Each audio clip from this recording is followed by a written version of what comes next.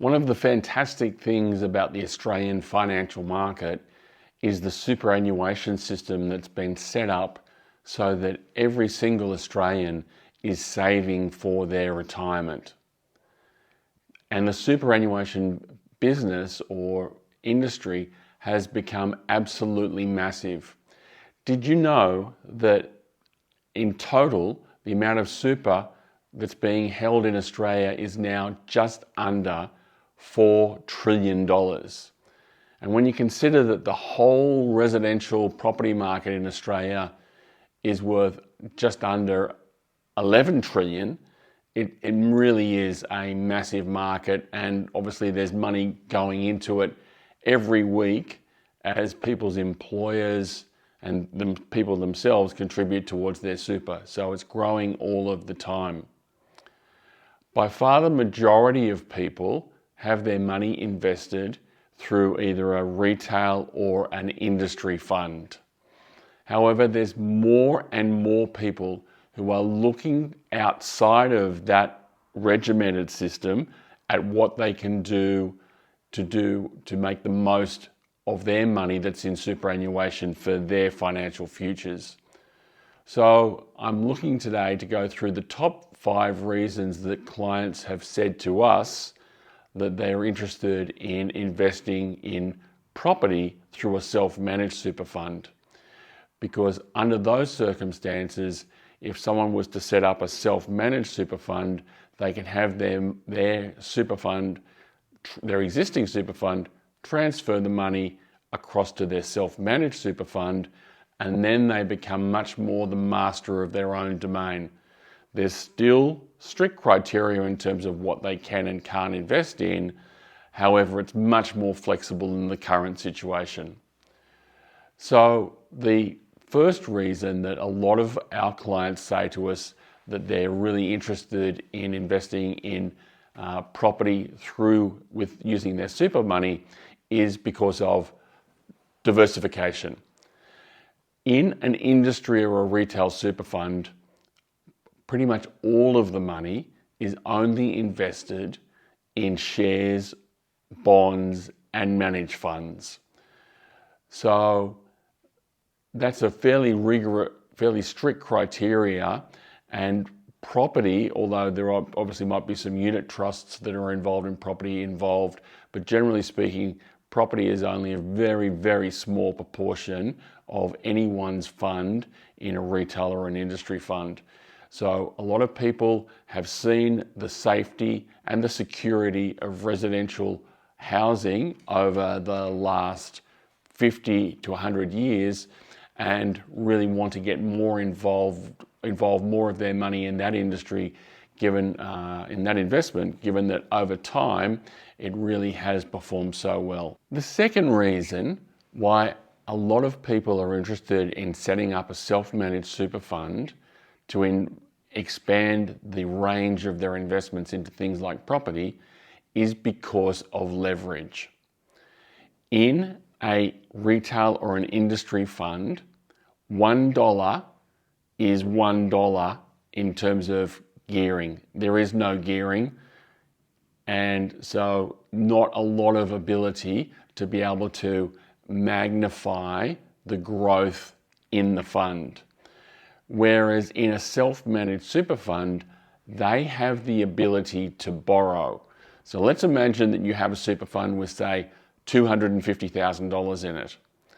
You could, through borrowing, gear that fund up to $750,000, for example, and then use those funds to go ahead and invest in an investment grade property in a prime location.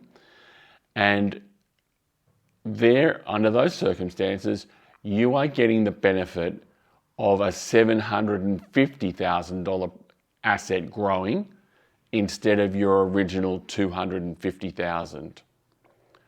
Obviously, there's borrowing costs and holding costs, but nevertheless, you still get a far, far better result than if you just had your $250,000 working away, as opposed to $750,000 working away. The third major benefit of setting up a self-managed super fund to invest in residential property is that there are huge tax benefits. Because the government wants people to invest in their retirement, they have beneficially provided a much lower tax rate than what a normal person would be on for a normal investment. For example, at the moment, the maximum tax rate, personal tax rate in Australia is 45%, whereas within the limits of investing in super, it's only 15%. So that's a huge saving for anybody. And if people were to hold an asset like a property into retirement, so let's say they buy a house in a self-managed super fund at say 50 years old, and they hold that until they're at their retirement age of say 65, then all of the capital growth that has occurred over those 15 years in that property can potentially be completely tax-free. Now, if you imagine that based on the past performance of property, that it's doubled in value over that period, that you would have had to pay a large amount of tax on, the fact that there isn't any in an SMSF if you hold it through to retirement is quite incredible and a massive saving, and provides people with a lot of benefits and encouragement to invest in residential property with their super fund. The next benefit is in terms of potentially increasing people's borrowing capacity. So the reason for that is that as an individual, you're essentially a bank or a lender looks at you in relation to the amount of money that you're earning, as well as the equity that you're bringing to the transaction.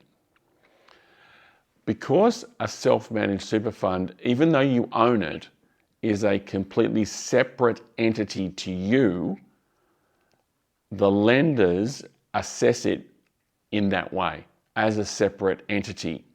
And really, the self-managed super fund only needs to qualify in its own right. And because it's essentially an investment vehicle that may have some money borrowed, obviously, it's still what they call positively geared.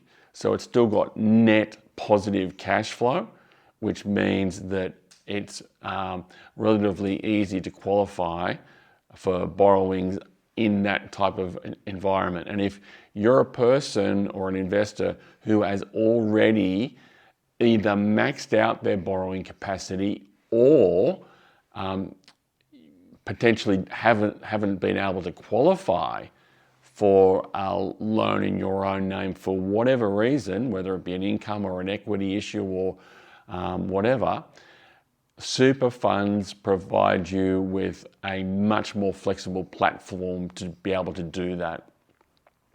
So that's a huge benefit, and why many investors are looking to set up their own super fund to be able to invest in property this way, because it does increase their borrowing capacity.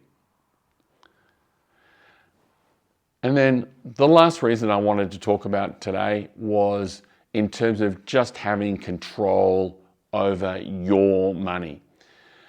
At the end of the day, when your money goes across to an industry or to a retail super fund, there's very little control you have about what happens after that. In terms of, we're all familiar with the term a balanced fund or potentially a growth fund, but there aren't a huge number of options for you to choose in terms of exactly what's happening with your money otherwise. And certainly you won't know who is actually managing your money and have anything to do with the amount of fees and charges that they impose on the fund as well. Whereas as soon as you set up your own self-managed super fund and have your money transferred across into that, at that point you have total control.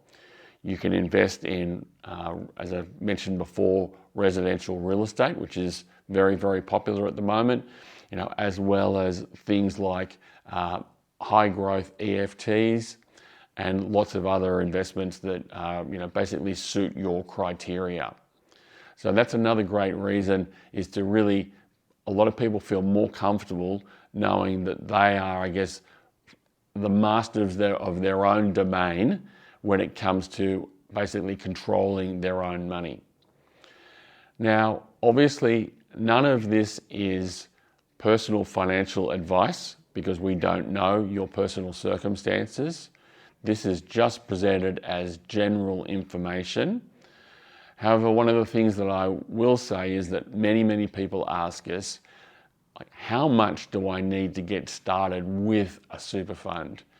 And certainly we would not recommend any balance less than $200,000 to get started with your own self-managed super fund, because there are setup costs and there are some running costs doing financials and tax returns on a regular basis.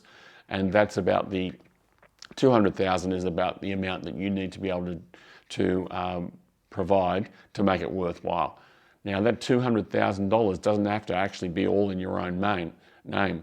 If you've got an amount and potentially your spouse has an amount, then that can be combined to bring together, as long as it's a minimum of $200,000, into a family super fund as well, where you both contribute and you both benefit ultimately.